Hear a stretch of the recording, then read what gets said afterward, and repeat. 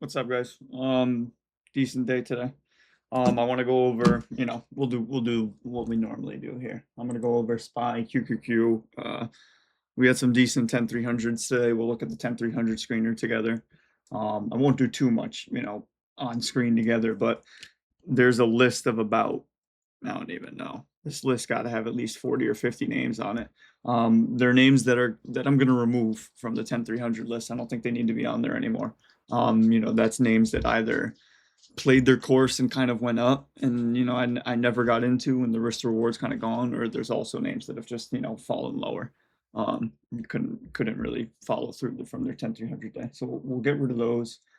And then tomorrow morning I'll go over like specific setups, just to kind of, when I'm scrolling through these 80 names, it's really not easy to memorize all the best setups, to know which, like, you get overwhelmed extremely easy. Understand too, like, that's a big part about why the market goes up and why it goes down. If there's, for example, in a bull market, you're going to have too many things for people to buy, and it's going to cause panic, it's going to cause silliness, but more importantly it's going to cause many things to go up, because no one's really ready to capitalize on it, if that makes sense. um, Same thing for the downside. You know, it's just momentum building on top of one another. You saw it today. Look at how many biotech stocks went up when mRNA is the only one that announced with Merck, about their, whatever, I think it was phase 2 melanoma trials for cancer. So, obviously there's other probably pairing companies that benefit from it if mRNA and Merck do good. So, like, yes, there's some other pairs trades that I'm assuming went up, but did the whole entire genomics sector just cure cancer? No. So, like, it's not, sometimes it causes silliness. So if a lot of stuff is going up, it could cause for a lot more to go up as well. That, it doesn't really matter if it needs to or not. It's what causes a bull market, though. So there being a lot of 10300 names, great, but I need to start sifting out, which ones are really keen for me to focus on and which ones are just, noise in my ear. So I'm going to clean that down. This list will be significantly lower. I'll add the names. Let me actually see, what were the names. We'll look at those together real quick. Like, a lot of good names today. Moderna's awesome. Hyperliquid's fun. OGC I've seen on there before. Weeble's fun. Tempest is fun. Like BNTX, NVAX, those biotech. I'm not keen in following those. Biotech stock 10300 in the past is usually like, those are the ones I avoid usually. They're 2 to 3 day moves and then they do, fuck all. So, mRNA has a chance to be different just because of the news. I mean, it's unbelievable. It deserves to be watched, and we see how it plays out.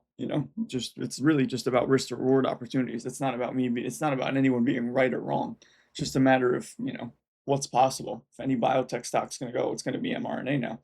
So we'll look at that. But I'll add all of these names to 10300. No matter my bias, um, I'll add all these. So if your 10300 doesn't look like that, and can I actually see? No, I don't wanna do that. I'm not going to show the filters. I have them all already. But point is, that's what my 10300 looks at. Let's just look at this really quick. Lilly made new highs, good close. I mean, look at this tape. Look at the tape. It's energy, it's some retail names, and it's biotech. That's not really good for the market. But that also shows me what's to come.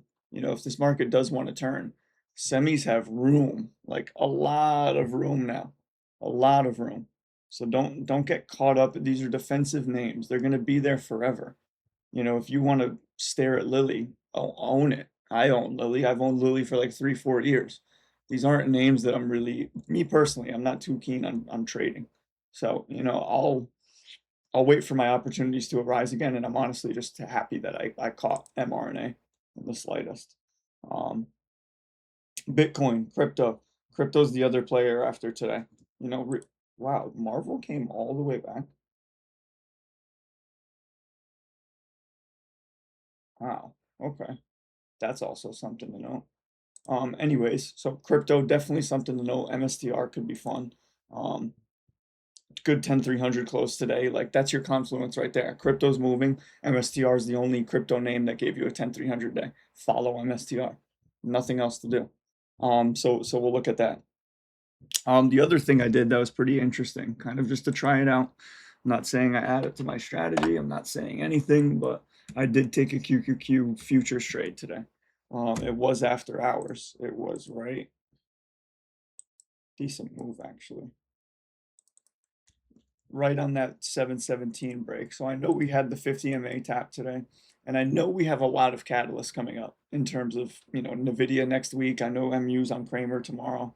I know semis have been dragged down, but QQQ is kind of at a decent spot. It's under the 9. It's not a perfect trade, but what better way to manage my risk, unless, other than futures?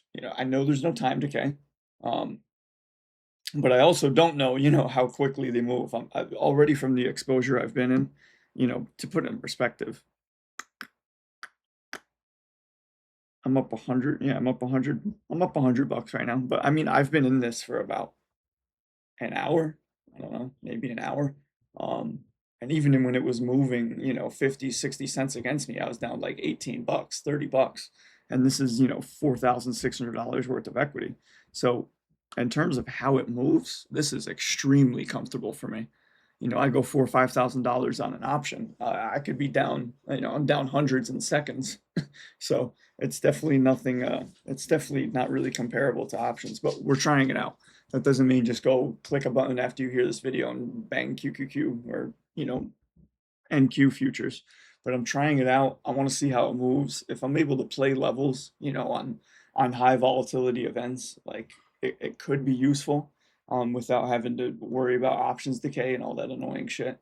So we'll see how that plays out. But other than that, what am I in? I'm still loaded in MU. I got some SNDK. Those are both for September 4th. I have some MSTR that I picked up on the golf course for September 4th. That was really just when it started creeping up that right side near 105. I'll show you that. I saw this one on 10-300, but again, that was more of a jump to gun fill. It was like right here. Yeah, right here. We'll see what it does. Look at that. Bounced off 10-300 level after hours. So if it opens up above 106.9, that's a good sign. But yeah, it's really just a shot. If I get that 106 test tomorrow, maybe I add to what I took today. We'll see. Other than that, like, let's just take a look. What's going on? SPY held up today. It's still kind of in no man's land. QQQ held that 50 MA today, reclaimed the weekly. I feel like this one can get going. But again, we'll see. Other than that, going into tomorrow, can I focus on 10-300 and I keep an eye on my memory? That's really it. What else? What else? If MU does pop tomorrow, I'll definitely sell some premium for next week. Yeah, that's really it. I'm not gonna overthink anything. I have a few trades that are gonna go to zero. Let's take a look at what I'm up on the week. You figure I'm only up. I say only. I never mean it that way. I'm up about $4 grand on the week right now, which is fantastic. We had a good week last week, up for this week. But you figure I'm probably down relatively the same in terms of, like as my STX runner's not coming back. That's going to be what is this? $2,200 right there. This A Lab's not coming back. That's $2 grand right there. That's putting me at break even right there. And I still have a SpaceX. That's another $2 grand. Let's see. MU, like couple runners. I'm probably looking like red $4 grand rather than up $4 grand. There's a lot of realized losses I need to take, and now that's not even including those MU and SNDKs that I'm pretty loaded in. That might start. That's going to start eating away from the profit. From the previous week, but that's part of the game. That's okay.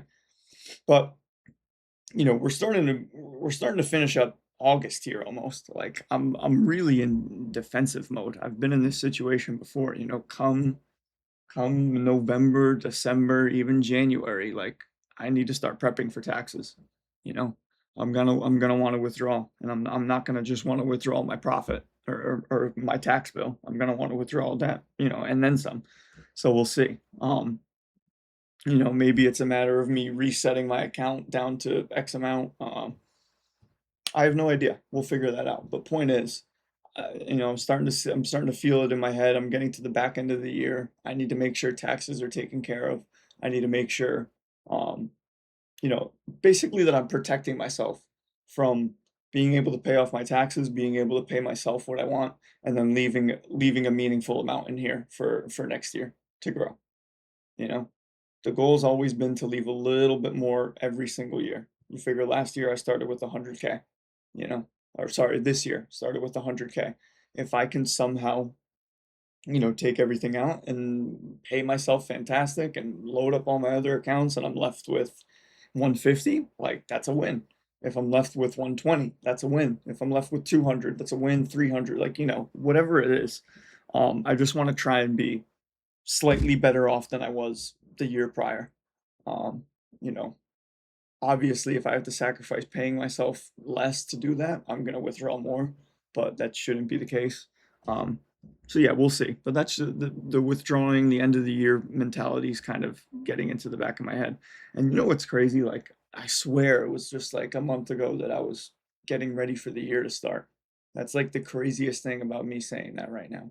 Like this year went by really fast, really fast. But I think in terms of growth, you know, I I grew more, I accelerated my account uh, more than I ever thought I could this year. Um, and the really good part is I don't think the market was like easy. You know, we had a great period here. Let's just look year to date. Like this isn't phenomenal. You had a window, a brief window of time, and when you look at that window, it's 2 months. If you weren't positioned correctly, this is a ridiculous year. But then you add that to the fact that even if you made money here, you better have some sort of risk tactics because you could have easily just given that right back throughout this phase. You know, 2 months straight shit, another 2 months straight shit, 2.5 months straight shit, 2.5 months straight up, another 2.5 to 3 months now, arguably straight shit. So you get through this year, oh my God, like you're fine. I know this was a sick rally, but in terms of an easy market, no. The theme switches are fast. The random gap ups and gap downs are quick. You know, this was a Trump market and it was a news driven market, which is arguably one of the worst markets you can be a part of, you know? But tons of stuff like over leverage was an issue in this market, margin, everything. So just survive. The market's not going to be hard forever. But it's been hard for a while. It's been hard for 2 months now, and that's clear. So just keep surviving. There's a huge chance, you know, this market starts building that right side, and November and December are phenomenal to end the year. You know, so just keep that in mind. Don't blow up. Don't blow up. But yeah, decent week. We'll see what happens tomorrow. Decent day. We'll see what happens tomorrow. And yeah, I'll catch you in the morning.